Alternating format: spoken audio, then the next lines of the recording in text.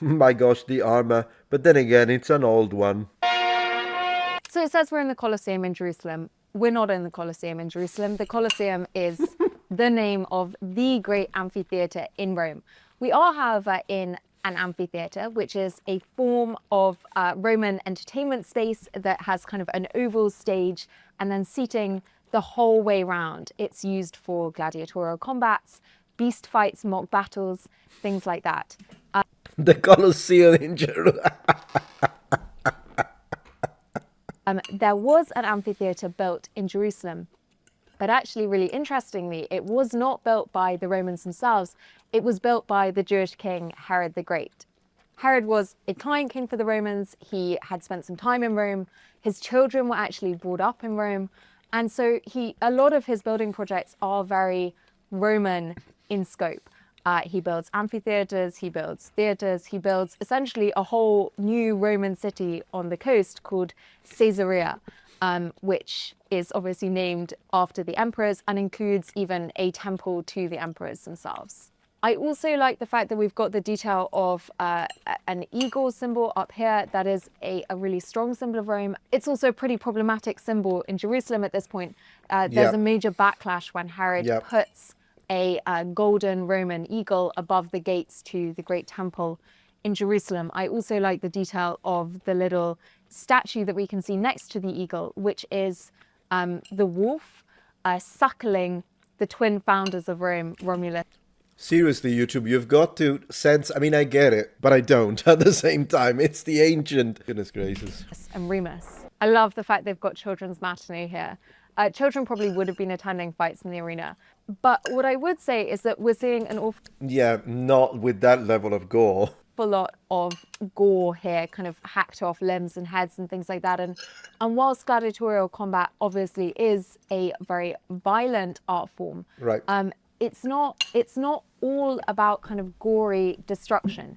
Most gladiatorial fights don't end in death. These are very highly trained fighters. You can't just be killing them off the whole time. Absolutely. She's absolutely right. You are dying in the arena, you're probably dying from a much cleaner blow than this.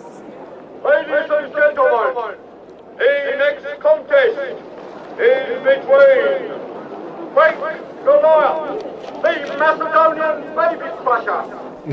I love that. He's just referring to one of the gladiators as the Macedonian baby smasher. And whilst I haven't come across that as a name for a gladiator, it does reflect something that the Romans did do, which was essentially brand the gladiators as having these sort of quite theatrical identities. People would have... Yeah, this image is not great though, because this is supposed to be a retiarius, I suppose, because he's using the trident, but in reality he's dressed up like a murmillo, so that's kind of a weird, unless he took the weapon from the retiarius, I suppose. Their favorite gladiators and really kind of follow their careers and watch them fight. Also, the reference to Macedonian is interesting. Gladiators usually are slaves, and so they can be brought from anywhere in the empire to fight somewhere completely different. Usually, but not always. There are some gladiators that became gladiators by choice. Maybe if you were like indebted, if you had a massive debt and you're like, I don't know how to pay it, you just go and become a gladiator. It didn't happen very often, but it did happen. Of course, she only said often, so she's correct. Retiarius. Let's go. Yeah. The fisherman. You certainly do get instances in which gladiators that are armed to different extents are put up to fight against one another. But the ideal is always that it is essentially a fair fight, because that makes it much more fun for the audience to watch. Yeah, this was actually a combination. The idea of a retiarius, he would have still a little protection, but yeah, net and trident versus a big guy who would also have a shield called a murmillo, who was a heavy class gladiator.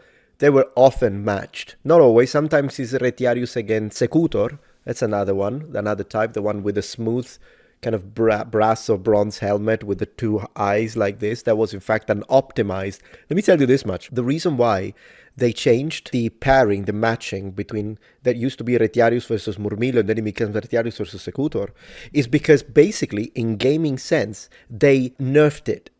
because the problem was that the helmet of the Murmillo, which represents the fish, right? Because the Murmillo is the fish. That's why the Murmillo is fighting against the Retiarius, who is the fisherman. There is a symbolism there. So the helmet is representing the fish, and he has these, I'm sure you've seen them, kind of similar to this, but this looks horrible, whatever. The problem is that the net would get caught on the helmet very easily, which made it relatively easy really simple for the Retiarius to control and make it a problem for the Murmillo to fight in a natural way. And that was seen as unbalanced by the Romans. This is a game, right? Gladiatorial games. Hence, just like we do in modern gaming and we nerf stuff with a patch, they patched it and they took the Secutor, who is pretty much dressed and armed like a Murmillo, but his helmet is optimized because it's oval and it's smooth so that the net doesn't catch that easily. That's what happened, and it's fascinating.